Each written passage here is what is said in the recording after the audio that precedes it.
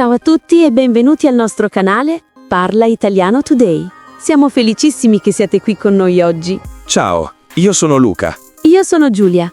Oggi vogliamo aiutarvi a parlare italiano in modo semplice e divertente, proprio come se foste seduti qui con noi a chiacchierare davanti a un buon caffè. Esatto. E se vi piace imparare con noi, ricordatevi di iscrivervi al canale e mettere un mi piace al video.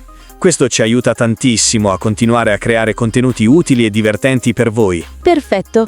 Oggi parleremo di un argomento importantissimo: come presentarsi e parlare di voi stessi in italiano. È utilissimo per fare nuove amicizie, comunicare con sicurezza e sentirsi più a proprio agio in qualsiasi situazione. E non preoccupatevi se siete principianti.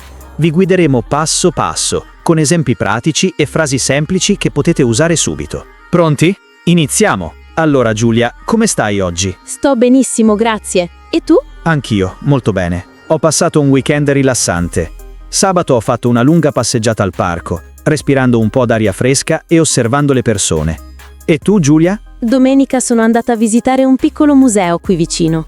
Ho scoperto tante cose interessanti e naturalmente ho praticato un po' di italiano, leggendo le descrizioni delle opere e parlando con il personale. Fantastico! Studiare con esperienze pratiche è sempre il modo migliore per imparare. Esatto.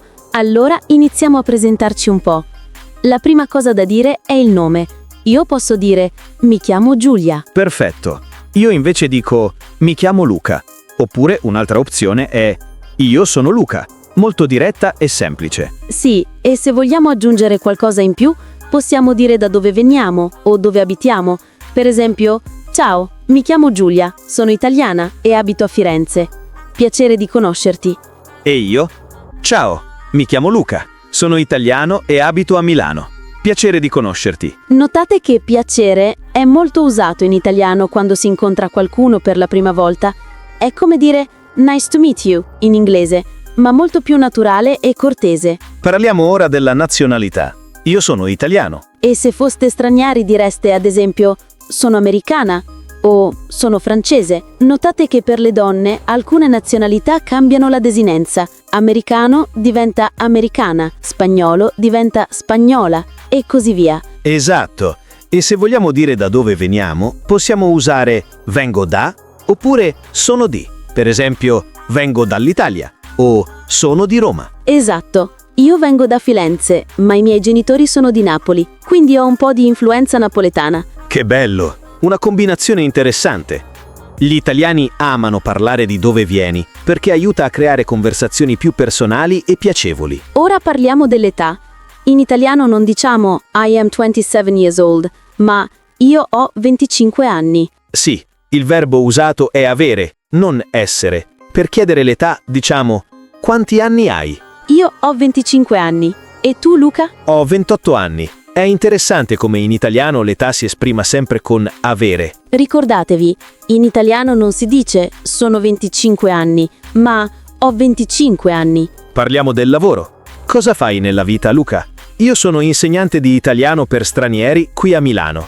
E tu? Io lavoro come designer grafica e nel tempo libero amo fare illustrazioni. Che bello! Aiuta molto parlare delle proprie passioni insieme al lavoro. Ad esempio potete dire sono insegnante di italiano e adoro viaggiare. O sono designer e mi piace dipingere nel tempo libero. Proprio così.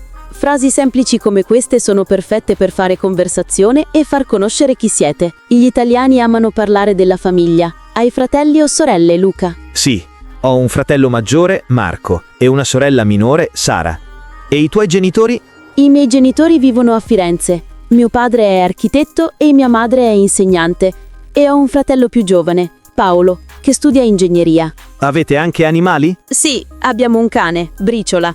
È un cagnolino molto simpatico e un po' pigro. Noi purtroppo no, ma mi piacerebbe avere un gatto un giorno. Parliamo degli hobby. Cosa ti piace fare nel tempo libero, Luca? Mi piace ascoltare musica, leggere libri e fare sport.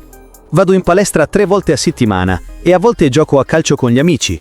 E tu? Amo leggere romanzi storici, cucinare piatti italiani e dipingere. La mia specialità è la pasta alla carbonara. Fantastico!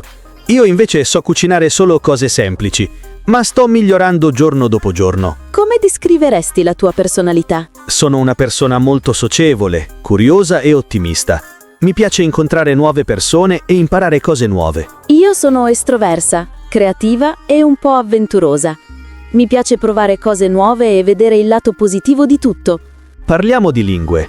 Io parlo italiano e inglese e sto studiando un po' di spagnolo. Io parlo italiano, inglese e un po' di francese. Studiare lingue apre davvero molte opportunità e aiuta a comunicare meglio con persone di tutto il mondo. Qual è il tuo cibo italiano preferito, Giulia? Senza dubbio la pizza margherita e la pasta alla carbonara. E tu? Amo la pasta cacio e pepe tipica di Roma e i gelati italiani. Qual è il posto in Italia che ti piace di più? Amo la Sicilia. Sono stato a Palermo e il cibo e il mare erano incredibili. E tu, Giulia? Vorrei visitare Venezia e la costiera amalfitana. L'Italia è piena di posti meravigliosi. Per il futuro vorrei migliorare il mio italiano e forse aprire una scuola di lingua un giorno. Io vorrei continuare la mia carriera nel design, viaggiare e conoscere altre culture. Fantastico. È sempre bello avere sogni e obiettivi chiari. Bene, oggi abbiamo parlato di come presentarci, della nostra nazionalità, età, lavoro, famiglia, hobby, personalità, lingue, cibo preferito, viaggi e progetti futuri. Adesso tocca a voi. Provate a presentarvi in italiano, anche solo con il vostro nome, nazionalità e hobby preferito. Scrivetelo nei commenti, così possiamo leggere le vostre storie. Non abbiate paura di sbagliare.